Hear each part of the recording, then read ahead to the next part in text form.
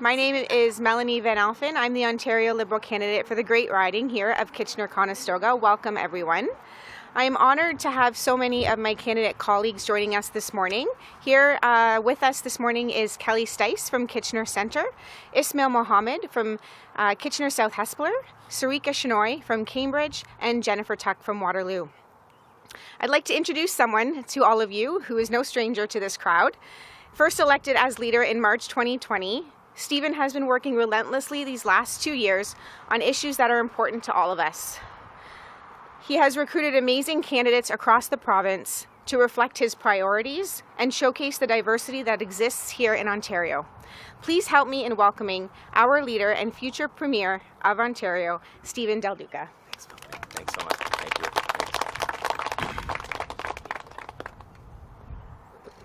Well, good morning, everyone. It is such a delight for me to be back here in Kitchener and Waterloo region. I want to begin by thanking Melanie for welcoming me, for the introduction, and for all of the phenomenal work that she and the rest of the new Ontario Liberal team of candidates here in Waterloo region have been putting in over the last number of many months, knocking on doors, having conversations with their friends, their neighbors, families in this part of this province, and all the work that all of our candidates have helped with respect to building a platform of compelling ideas that will help move this province forward, so that hardworking families here in Waterloo region and beyond will understand that if elected, they will have a government in the new Ontario Liberal government that will be truly on their side. Now, over the last number of days, you've been hearing me talk an awful lot about publicly funded education in this province. You know that this is something that is not simply a key message or an abstract conversation for me. You know that it is something that is deeply important to me, to my wife, and of course to our daughters who do attend publicly funded schools in our home region of Vaughan. And you know, the past couple of years, in particular during COVID, have been so difficult. Difficult on our kids, difficult on parents, certainly difficult on frontline education workers who've had to deal with incredible disruption. Yes, disruption because of COVID, but even more so, even worse, disruption and chaos because the Ford Conservatives simply do not value or prioritize publicly funded education. And we saw that prior to the pandemic. We saw it with the decision that was made to force mandatory online learning onto our kids. We saw that when they made decisions, again, prior to the pandemic, to take the fight, if I can put it that way, to frontline education workers, teachers and others, the women and men who were on the front lines of education. Then the pandemic arrived, and we saw repeatedly no plan, no proper funding, no real investments. Late in the afternoon on Fridays before long weekend announcements when parents had no time and were forced to scramble, when teachers and others who work in our public schools also had to scramble. Spiking anxiety, making mental health so much worse for our kids, forcing more isolation, and worst of all, the never-ending trying to learn through a screen. Now, I remember my time in school, high school and elementary school. I know it was a while ago, but I can still remember how important it was to be in the classroom, to actually be in a room with a frontline teacher, with a professional, helping me learn what I needed to learn. Teachers have to teach our kids, but they also have to be able to reach our kids. And I know I said this yesterday, but I just want to stress the idea that Doug Ford and his team would think that continuing on with mandatory online courses in the aftermath of what we've all had to go through these past 2 years is simply unconscionable to me. And it tells me, and it tells parents across Waterloo region and across Ontario, and it tells teachers and it tells students, they simply have not learned their lesson. They do not believe in publicly funded education. They do not understand. Doug Ford himself does not understand that publicly funded education is a core and fundamental responsibility for an Ontario Premier. It is the great equalizer. It's the great leveler. It's incredible social policy, but it is just as important economic policy. And that's why an Ontario Liberal government will do everything we can to set our kids up for success in our publicly funded schools. And it's why I'm delighted today to talk about how we will help our youngest, kids like mine, recover in the aftermath of the past couple of years. So today I am delighted to announce that an Ontario Liberal government will bring back an optional grade 13 for our high school students to be able to recover and to catch up, given the chaos that they've had to go through over the past 4 years. An optional grade 13 that will be fully funded at a cost of an investment of about $295 million over 4 years. It's going to be a structured grade 13, not the so-called and frankly discouraged victory lap that people hear about. This is going to be a structured option for our kids, structured so that they can get more mental health support, so that they can learn more about personal finances, so that they can learn more about civics and citizen engagement, and all of the tools that they need to be able to catch up from the past couple of years and be set up for success heading off to post-secondary or to their future careers. In addition to the optional grade 13 that we will bring back and fully fund, we will also hire up 1,000 new mental health professionals in our schools. We saw this over the past 4 years, how so many of our kids were isolated, faced challenges, experienced behavioral shifts. We need more mental health care in our schools. We will deliver that. In addition, we will hire up 5,000 new special needs professionals so that all of our kids, whether they're dealing with a learning disability or autism, have the support that they need.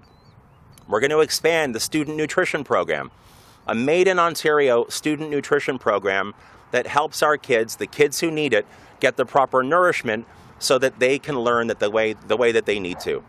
And of course, let me just highlight what I announced yesterday.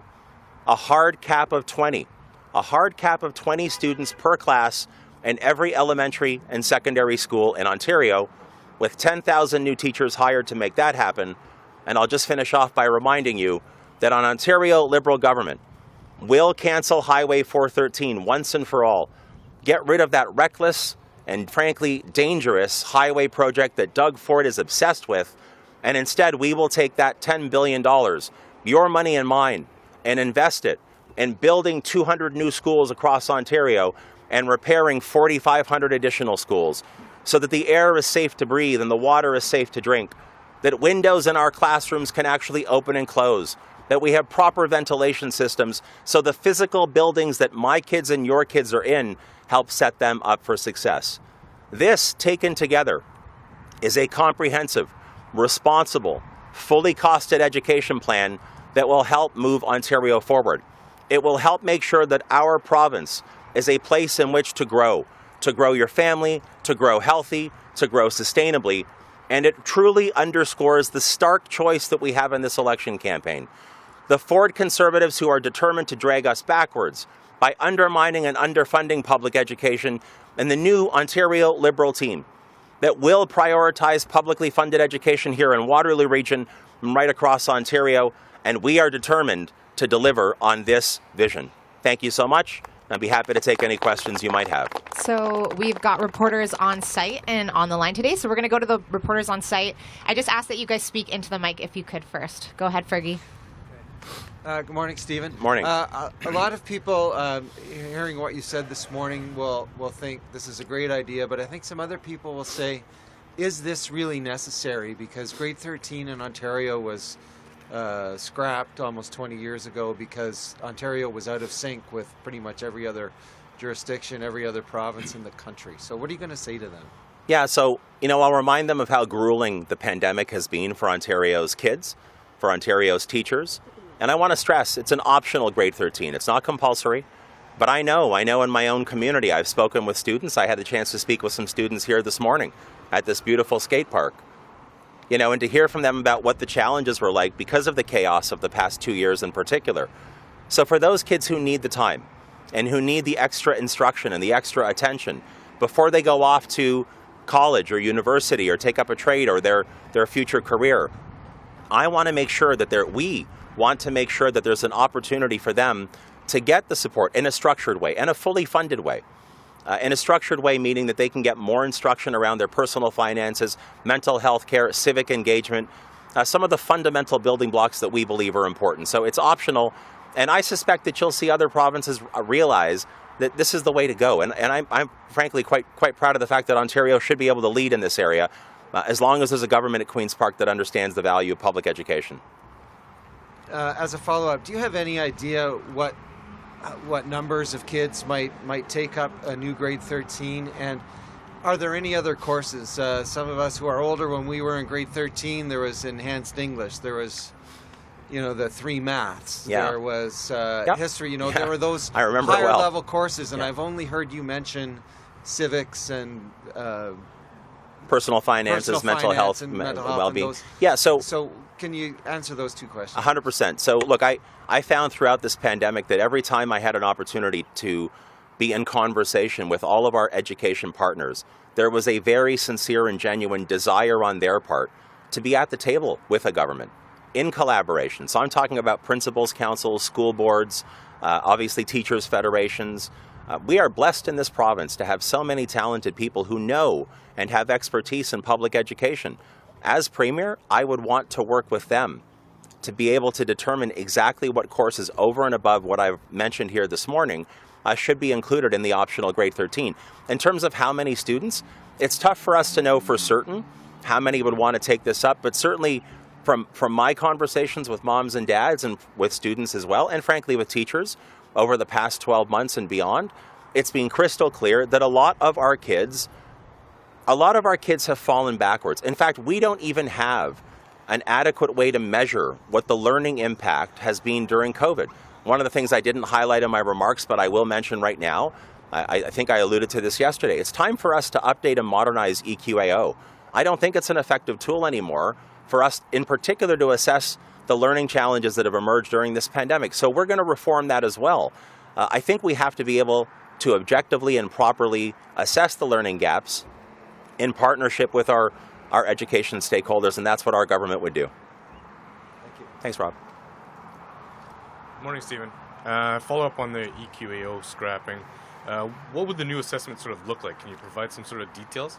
Yeah, so again, working in partnership, I just have to stress, I have been so impressed over the past couple of years. Every single time I've taken the opportunity, and I think I've done 6 or 7 virtual roundtables with anywhere from 35 to 50 different stakeholders. And by the way, I didn't have to convince them to participate. We didn't have to beg them to participate. They were thrilled to have an opportunity to make their voices heard. Something that I can tell you has not occurred on a consistent basis with the current government. From principals' councils to school boards to certainly the teachers' federations, there's been no ongoing collaboration and communication. That is the wrong way to build a world-leading publicly funded education system. The Ford Conservatives want to do it that way, command and control, dictating from on high. I don't. We don't. We want to build this from the grassroots up. So we will be talking to the experts that we have in this province about what kind of tool, made in Ontario assessment tool, we can develop and deploy as quickly as possible that adequately measures the learning gaps so we can fill those gaps. I said this yesterday. The fact that we will be hiring 10,000 new teachers, capping class sizes at 20, having more special needs, special education professionals and mental health professionals, the fact that we are going to modernize the school buildings themselves, these are all great steps, but I want to make sure we have the right tool, and I want to make sure that we develop it in collaboration. Thank you. Switching gears for a bit, wondering a little about your housing strategy. Talking to a lot of people, housing has become unaffordable for a lot of people. Are you going to focus on anything in particular, like supply? What's your strategy for that? Yeah, so in the coming days, when we release our platform, you'll see more details about the bold and ambitious housing plan that Ontario Liberals have. So stay tuned for more details. But I will say it's been deeply disappointing, I know, for Ontarians, in particular for renters and first-time homebuyers, to have watched over the past 4 years. So let's remember, for those who might not, 4 years ago in the last election campaign, Doug Ford stood at one of the leaders' debates. And by the way, unprompted, said to one of the audience questioners, if you elect me, I'm going to make it easier and cheaper for you to buy a home. 4 years later, the average cost of a home in this province has gone up under Doug Ford $500,000.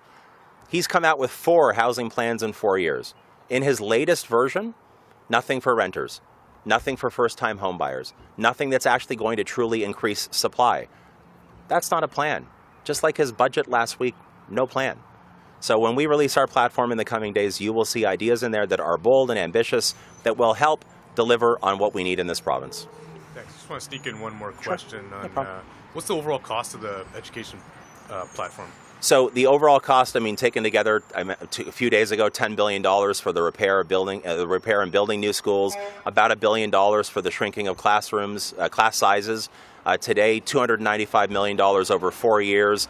The student nutrition program, about $110 million over the next 2 years, and the 5,000 special education professionals, we're talking about $113 million, and then so about $500 million over the next 2 years. So those are some examples, but in the coming days when our platform is out, you will see all of the costing for everything in our education plan, and also a fully costed platform across the board. Thank you. Hey, Stephen. So Hey. How quickly are we going to see this? Will someone who just finished grade 12 last year be able to come back in September after a Liberal victory? That would be an ideal circumstance. I think that might be a little bit difficult for some of our students who are leaving grade 12 and graduating this year to be able to transition, because I'm assuming many of them will have made plans for what they're going to do this coming September. If I had my way, it would already be in place. It would be in place right now. So grade 12 students, some of whom are here today, would have that option. We will move on this as urgently as possible. And you mentioned it'll be a structured program, but will students get to have some choice in that structure? Will they be Yes. able to create? Okay. Yeah, when I say structured, what I mean is right now I put this in air quotes earlier, the Victory Lap, that frankly is, by the way it's not funded properly right now, and by the way that we've developed or it's evolved over the last number of years, it's in essence, it's discouraged and it's totally unstructured. When I say structured, what I mean is all of the credits that would be required for the optional grade 13 will be fully funded by the province, so school boards don't have to worry about that. And students will have, I highlighted personal finances, civic engagement. By the way, civic engagement these days, more important than ever before to combat misinformation that we see online. So that's the kind of structuring we're talking about, but I want to stress for all of our friends and partners in the school boards, fully funded by a Liberal government at Queen's Park. Okay, I think we're going to open it up to the line now. Will, over to you. Okay, just a reminder to reporters on the line, if you have a question, just raise your hand using the Zoom function or write to the chat. The first question is Richard Southern from City News. Go ahead, Richard. Stephen, good morning. Happy Friday to you, sir. Yesterday you were pledging to cap classes of 20 students. Now you're an optional grade 13. All of this is going to require a lot more teachers. And I know you mentioned some provisions for that today, but some experts in the education field that have said this is next to impossible. Stephen, how are you going to get enough teachers here?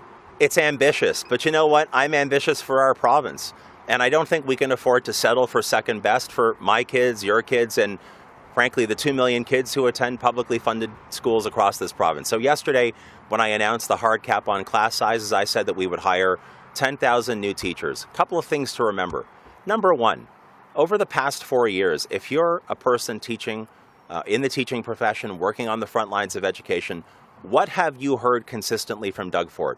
You have heard repeatedly through his words and his actions and his underfunding and his undermining, you're not valued, you're not respected. What you do can be done online. What you can do can be privatized and commoditized and sold around the world. And that's because Doug Ford doesn't get it. The Ford conservatives do not get it. They think that education is a cost. They'd rather not invest. I want to invest in it. Our public education system in this province is the great equalizer. It is great social policy. It's also phenomenal economic policy. For example, for every dollar we invest in the right way in public education, we get a return on that investment of $1.30. $1.30 for every dollar that we invest. So let's invest. So in addition to respecting and valuing teachers and others who work on the front lines of education, we know in Ontario today there are about 80,000 people who are members of the College of Teachers. Therefore, they're certified to teach, yet they're not teaching in our publicly funded systems. Perhaps some of them are private schools. Perhaps some of them have left the profession because, frankly, they have been mistreated, disrespected, and undervalued consistently by the Ford conservatives. We're going to change that. We're going to repeal Bill 124. I've talked about this repeatedly. That will be another urgent priority. We're going to bargain freely and fairly and openly with all of our partners in education and healthcare. When we do this, taken together, I am convinced that we will be able to find the 10,000 women and men to work in our schools, to be able to deliver smaller class sizes, the optional grade 13, and to set our kids up for success. All right, thanks, Stephen. Follow up on another matter, a little bit out of left field, but this is something a lot of Ontarians I know have been talking about, and this is the fact that we are seeing the number of cannabis stores continue to balloon, almost 1,900 in Ontario now, and growing by the day. Yeah. Stephen, if you're elected, will you curtail the number of cannabis stores, or are you comfortable with what's going on? Well, first of all, let's be really clear that the way the distribution network has been set up is something that the Ford Conservative government came up with over the last 4 years. What I have witnessed in many municipalities, including my own and others, driving around the province, is that there is it's not just the sheer number of stores, it's also how they are bunched together on many of our main streets, many of our downtown areas. What we have talked about in the past, what I would be prepared to do and eager to do as Premier, is to empower municipalities, as they've done in other provinces, to set minimum requirements for the distances within municipalities between the stores. I was in a part of Toronto the other day, and I think along one block, I think I saw 6 cannabis stores almost side by each all the way through that block. I think empowering our municipal partners to make sure that the spacing is reasonable is a good start, but I would be keen to look at this further.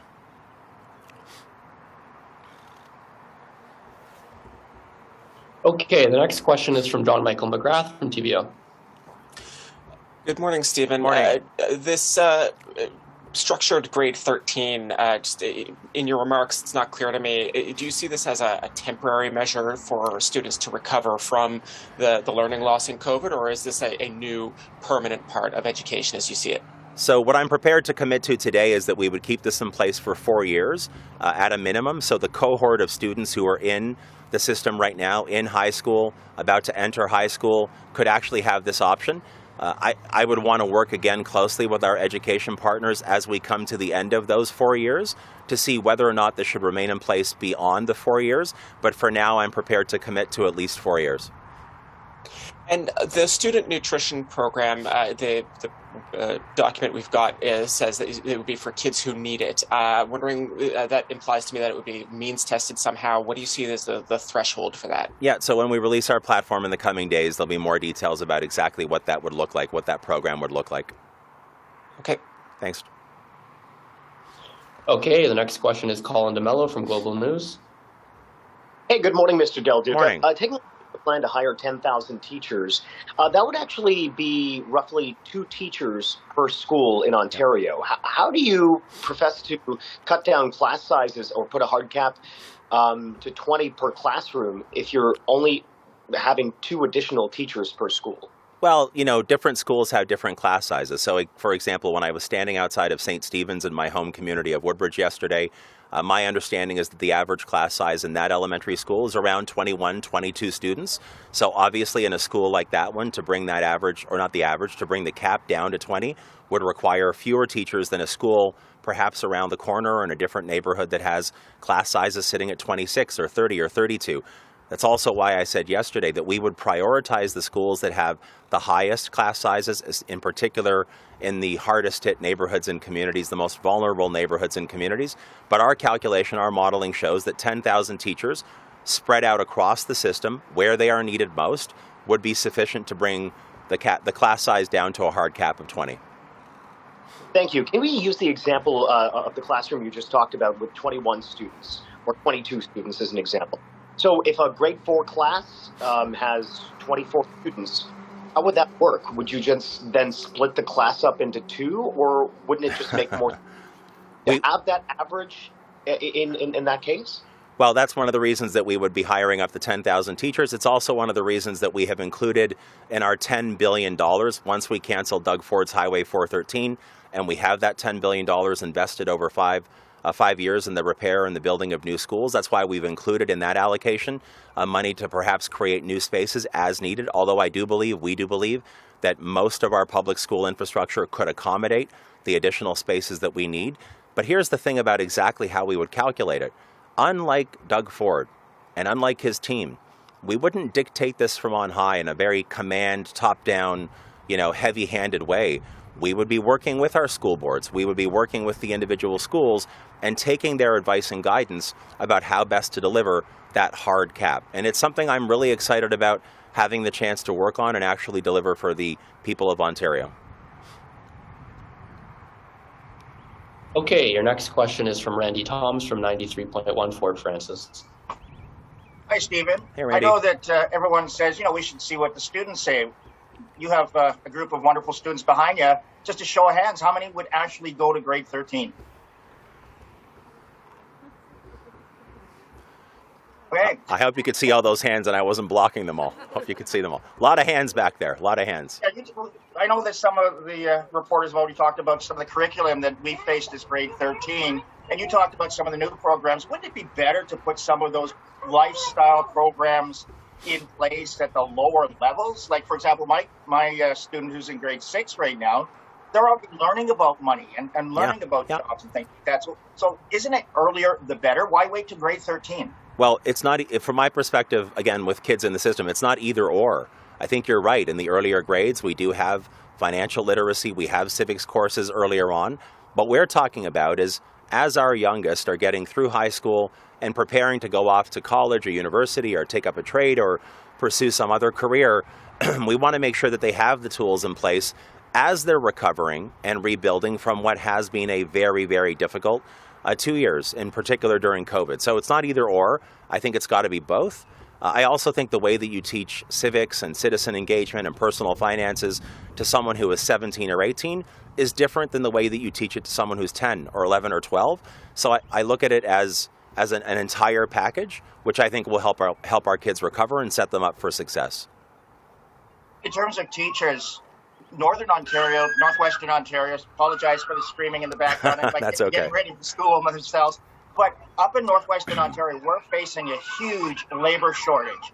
Every profession, the teaching, they're having to drive vocational teachers, retired teachers that are 70 years old back into the classroom. How are you going to get teachers that are learning in Southern Ontario up to the school boards that need it the most?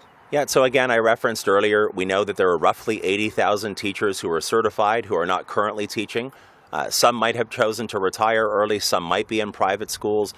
All across the province, I suspect that there are many, and I've met with many, who have made the decision over the past 4 years, starting in the first 2 years of the Ford Conservatives government, when they were undermining and cutting and increasing class sizes, going to war with frontline education workers.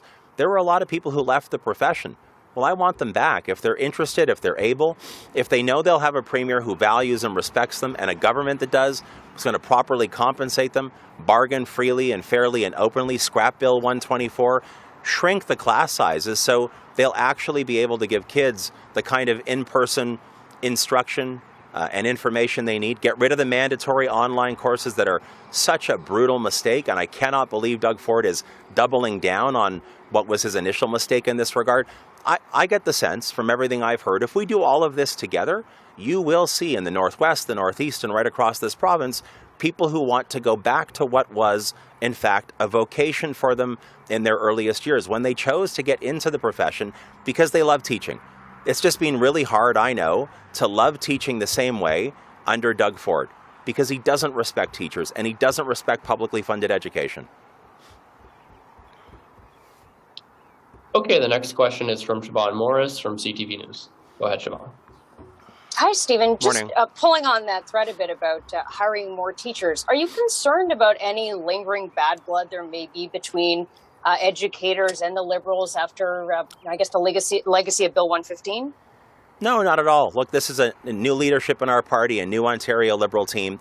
Look at the candidates who are here with me today. Look at the students, the frontline education workers that I've had the chance to speak with here this morning, and literally the thousands of teachers I've spoken with since becoming leader of my party. I think they understand this is about what comes next. They understand that we are the ones who want to shrink class sizes. By the way, the only ones who want to put a hard cap of 20 on both elementary and secondary. They know they cannot afford 4 more years, or in this case, 5 more years, we hope, because of the optional grade 13. More years of the Ford Conservatives dragging us backwards in public education. They know they can't afford that. They know that our plan to scrap Highway 413 and invest $10 billion over 5 years in repairing and building new schools is something that will matter and help them do a really good job. More special needs professionals, more mental health professionals, scrapping mandatory online courses. I think when they look at our plan, they look at the new leadership in our party, they look at the new candidates who are running alongside me, they will realize that we are devoted and dedicated to making sure that we get public education right in this province. And it's something that is not a talking point for me, and it's not an abstract discussion point for me. It hits my household and my family as well, and that's why I can commit to everything that I'm talking about right now, and we will deliver it.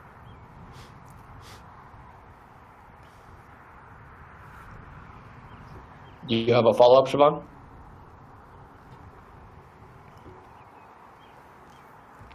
Okay, we'll move over to Lorenda Redicop from CBC. And just a reminder to other reporters on the line, if you have a question, just raise your hand using the Zoom function.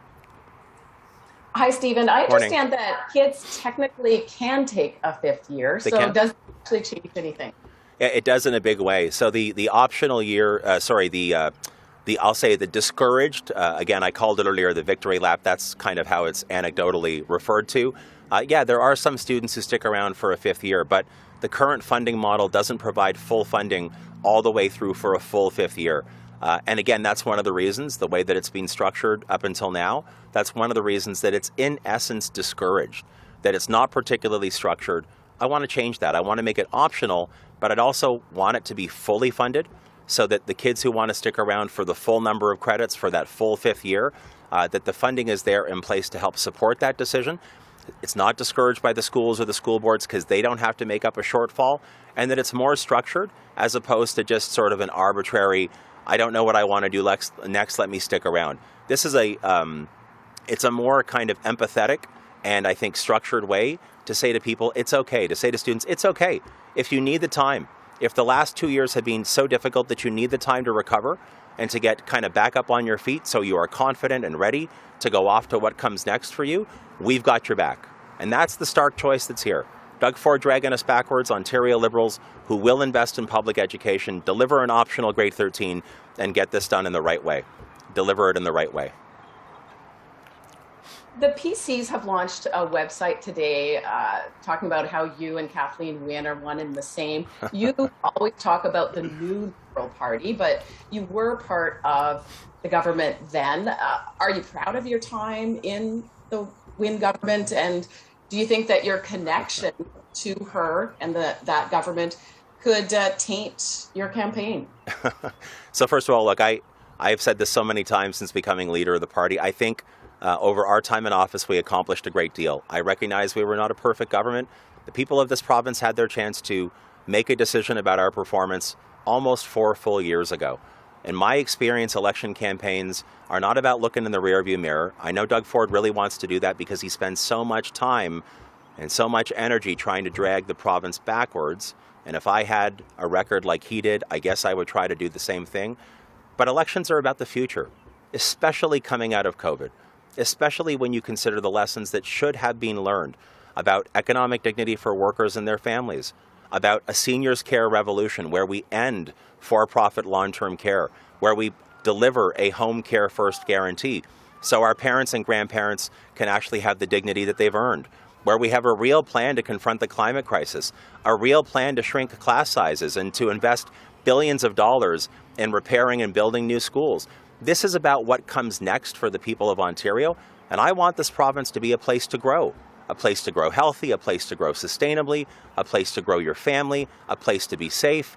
We will be able to deliver that here in Waterloo Region and across this province. So Doug Ford and the Conservatives can keep playing their games and trying to look in the rearview mirror, but I am focused exclusively on the 15 million people who call this province home and their future, and that's why we will deliver on our positive plan for them. Okay, and that was the last question on the line. Thank you, everyone.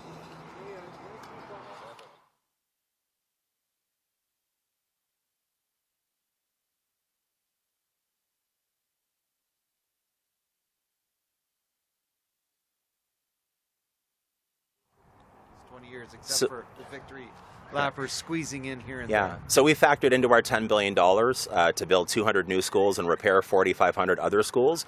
We factored into that costing that we will be able to build out any additional spaces that we might need to accommodate that. But part of what I'm really hoping we can accomplish with that $10 billion investment, in particular in communities and neighborhoods where there's been a lot of population growth and therefore we see a lot of portables, is to reduce the reliance on portables that we have in this province. So again, we factored into our $10 billion over 5 years. $10 billion we will have access to because we're going to cancel Doug Ford's Highway 413, that we'll be able to accommodate the additional space that's needed. Okay, guys, that's it. Thank you so much. Thank you, everyone.